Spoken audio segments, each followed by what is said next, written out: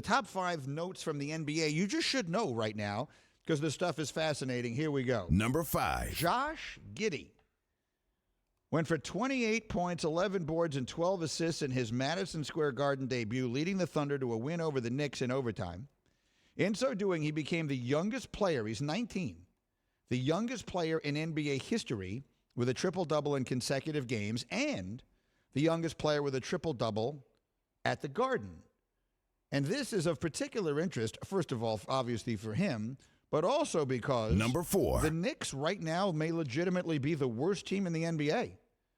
It has gone from they're disappointing, they're not as good as we thought they'd be, to they are really maybe the worst team in the sport, and I don't know how they got there. Saturday night was bad enough, a fourth quarter melt. You should have seen Stephen A. after they lost that game. We're in here to do our game. They're beating Portland by 20-something points. I turned it off. I'm not even watching it. I figure it's over. Stephen A. comes out of his office furious. And I said, what the hell is going on? And I was like, did they cancel our show? Like, why are you so mad? And he's like, did you see the Knicks game? I said, no, they lost. So what the hell are you talking about? They lost that game. Last night might have been worse. They couldn't shake the terrible Thunder at home at all. Tom Thibodeau wasted timeout with 39 seconds left in regulation because he wanted to challenge a call, but he didn't have a challenge left. And after the game, he said, quote, I lost my train of thought. That was my fault. I screwed that up. Nuno, you are my VP of Knickerbocker fandom. Is it possible the Knicks, who are 3-12 in their last 15 games, is it possible that right now they're the worst team in the NBA? It's not far-fetched, and they definitely are. They give you no hope. They give you nothing to look forward to, especially with RJ hurt, who, by the way, got hurt during playing meaningless minutes.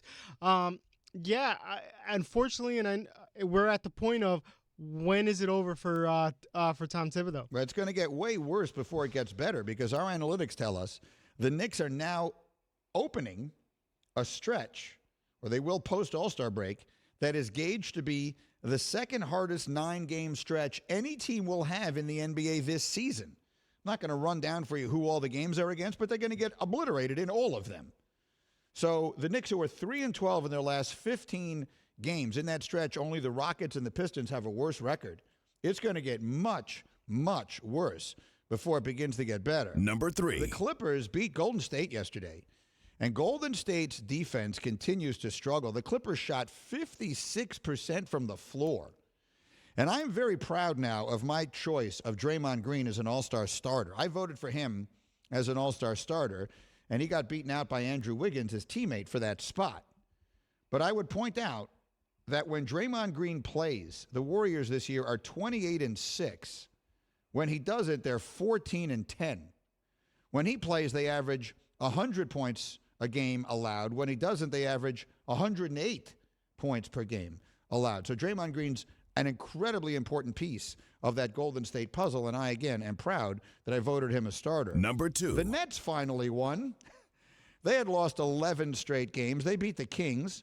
Seth Curry and Andre Drummond making their team debuts, and both looked pretty good.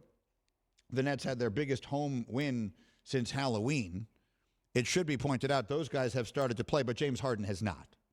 James Harden has not yet started to play in Philadelphia. He needs a little more time to get over the injury to his pride that he received on the night of the All-Star selection. By pride, do you mean hamstring? No, I mean his pride. There's nothing wrong with James Harden's hamstring.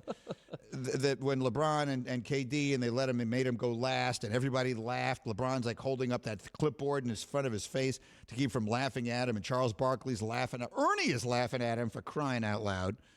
Harden is like, I'm not going to play in the All-Star game, and he can't play these games and then not play the All-Star game. So he's missing more games for his new team, the Sixers. It is unimaginable to watch. But I saved the best for last. Number 1. The best player in the NBA right now is DeMar DeRozan. Are you paying attention to what he's doing? He scored 40 against the Spurs last night. The Bulls won again. DeRozan has 6 straight games in which he has scored at least 35 points and shot at least 50% from the floor. That is tied for the longest streak in NBA history with Wilt Chamberlain.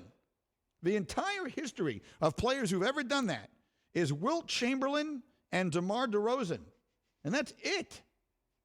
His 6 straight 35-point games, third longest streak in Bulls history, longest since Michael Jordan.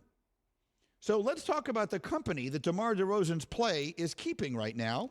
It is comparable to Wilt Chamberlain and Michael Jordan. And for all the injuries, the Bulls have been snake bit this year. Now, the Caruso thing that just happened, and Lonzo, and the whole thing going on now with Zach LaVine, which is a big concern. DeMar DeRozan is playing great, and that team continues to win. And so that's my little green list of 5 things about the NBA you should know, and I'll continue to do those here regularly because I think it's good. It's good to sort of work our way over towards that. Thank you for watching ESPN on YouTube. For live streaming sports and premium content, subscribe to ESPN+.